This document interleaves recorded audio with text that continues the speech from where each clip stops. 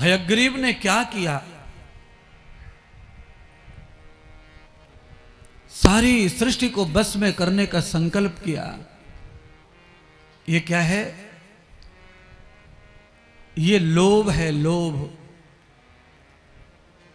और लोभ का जो पाप है, और पाप का भी लोभ जो है, लालच जो है, बाप है। कोई अगर आपसे कभी पूछे कि लोभ और लालच का बाप कौन है, तो आप बता नहीं पाएंगे। अगर कोई आपसे पूछे कि पाप का बाप कौन है, तो आप झट से कह देना कि पाप का बाप लोभ और लालच है।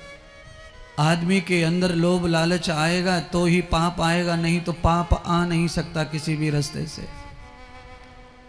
चाहे खाने का लालच हो, चाहे पहनने का लालच हो, चाहे किसी और प्रकार का मानसिक हो, कोई चाहे शारीरिक हो, चाहे वो अर्थ का हो, चाहे सम्मान का हो, कोई लालच घर बना लेगा तो पाप अवश्य होगा। क्योंकि बाप के बगैर बेटे का अस्तित्व नहीं है दुनिया में। वो आएगा कैसे? तो बेटा है लालच,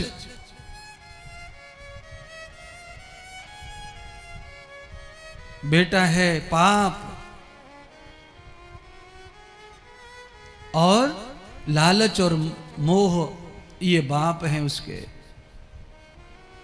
तो पाप का बाप लालच है। हयग्रीव नाम का जो दैत्य था, इसके मन में पाप करने की मन वैसा बन गई, इसकी प्रवृत्ति हो गई। तो इसने सबसे पहले दैत्यों पर आक्रमण किया, राक्षसों पर आक्रमण किया। सबसे पहले इसने राक्षसों को बस में किया, जो सरेंडर हो गए, जिसने समर्पित कर दिया प्राण बचाने के लिए। उन्होंने पत्नी, बच्चे, धन, राज्य सब दे दिया इसको। और जिन्होंने इनकार किया उसको मार डाला हयग्रीव राक्षस ने।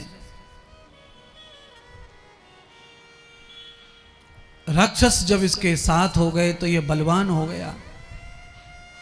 इसके पास बहुत सारा बल जमा हो गया, बहुत सारा बल आ गया इसको। क्यों? पहले अकेला ही था। सारी दुनिया के राक्षस डर के मारे इसके गुलाम हो गए।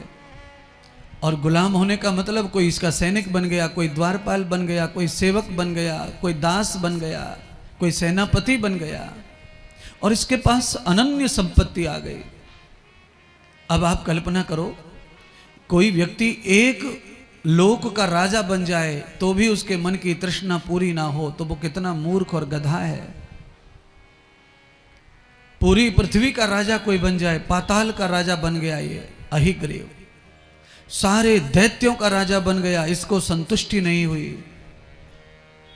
इसके मन में संकल्पना हुई कि मुझे मानव का भी राजा बनना है, धरती पर भी राजा बनना है, धरती भी मेरी होनी चाहिए।